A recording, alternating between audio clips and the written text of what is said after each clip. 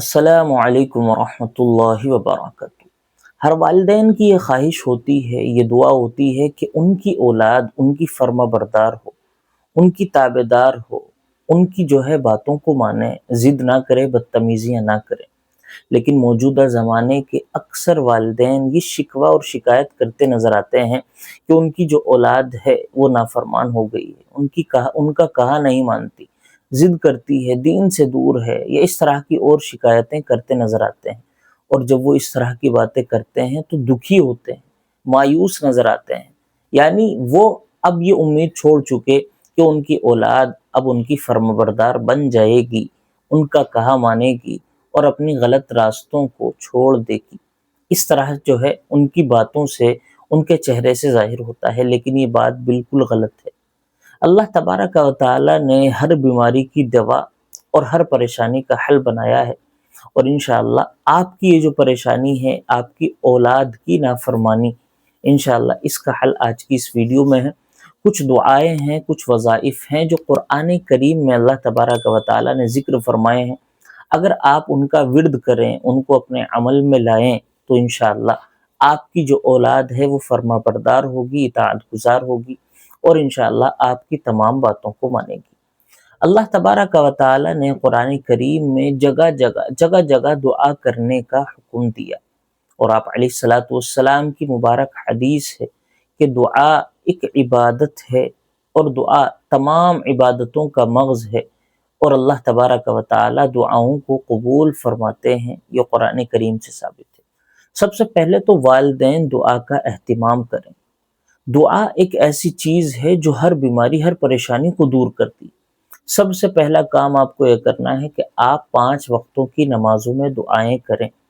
اگر آپ نماز بھی نہیں پڑھتے، آپ گناہ بھی کرتے ہیں، اور آپ والدین ہیں اور اپنی اولاد سے پریشان ہیں، پھر بھی دعا کریں، کیونکہ والدین کی دعا اولاد کے حق میں ہر حال میں قبول ہوتی ہے۔ اللہ تبارک و تعالی والدین کی دعا جو اولاد کے حق میں ہوتی ہے اس کو کبھی رد نہیں فرماتے۔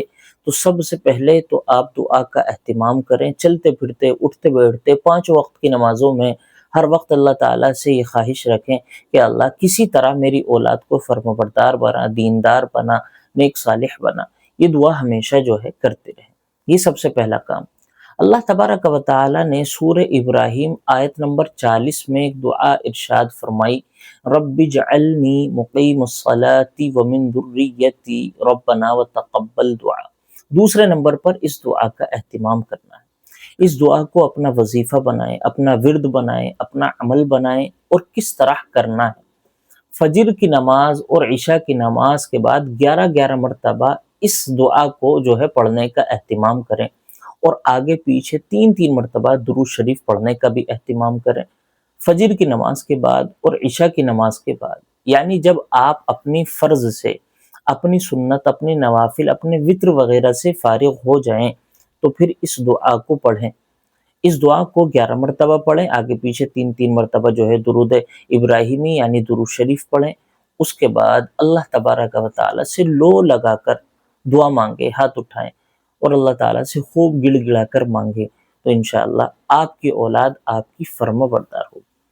اسی طرح ایک دعا کا اور اہتمام کریں۔ اللہ تبارک و تعالی نے سورۃ الفرقان میں آیت نمبر 74 ارشاد فرمائی ہے، ربنا ہب لنا من ازواجنا وذریاتنا قرۃ اعین واجعلنا للمتقین اماما۔ یہ دعا بہت کارگر ہے۔ اپنی اولاد کو فرما بردار بنانے اور نیک صالح بنانے میں دعا بہت کارگر ہے۔ سورۃ الفرقان آیت نمبر 74 میں اللہ تعالیٰ نے دعا ارشاد فرمائی ہے، اور اس دعا کو پڑھنے کا طریقہ یہ ہے کہ آپ اس کو پورے دن میں 7 مرتبہ ضرور پڑھیں گے۔ کسی بھی وقت آپ اس دعا کو اٹھتے بیٹھتے، چلتے پھرتے 7 مرتبہ اس دعا کو پڑھیں۔ بہتر یہ ہوگا کہ اپنی اولاد کے سر پر ہاتھ رکھ کر اس دعا کو پڑھیں، اور ان کے کمرے میں جا کر ان کے بستر پر دم کریں، ان کے کمرے پر دم کریں۔ بہتر یہ ہوگا کہ یہ دعا پڑھ کر آپ اس طرح کریں۔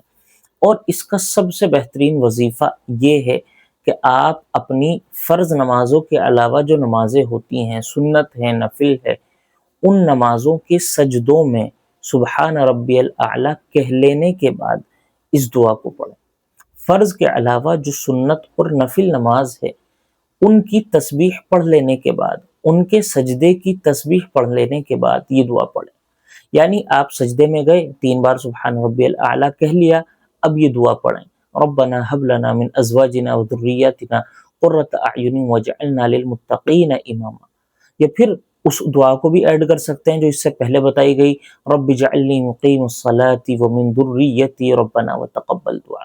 تو اگر آپ ان چیزوں کا اہتمام کریں، ان 3 وظائف، ان 3 جو ہے عمل کا اہتمام کریں، تو انشاءاللہ آپ کی اولاد، یہ تو نہیں کہ بہت جلد 1 ہفتے میں 10 دن میں، اس کی تو گارنٹی نہیں، لیکن اگر آپ نے اس کو یقین کے ساتھ، اہتمام کے ساتھ، پابندی کے ساتھ جب آپ اس عمل کو کریں گے تو انشاءاللہ یہ ضرور اپنا عمل، اپنا رنگ دکھائے گا اور آپ کی اولاد کو انشاءاللہ فرما بردار بنائے گا.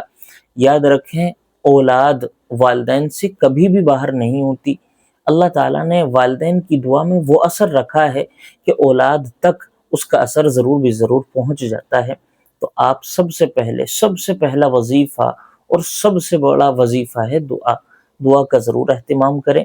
باقی جو 2 دعائیں بتلائی گئی ہیں قرآن کریم سے، ان کو بھی اٹھتے بیٹھتے چلتے پھرتے پڑھا کریں، اور اپنی سنت نفل کے سجدوں میں، اپنی سنت نفل کے التحیات وغیرہ سے فارغ ہونے کے بعد ان دعاؤں کو پڑھیں تو انشاءاللہ ضرور فائدہ ہوگا.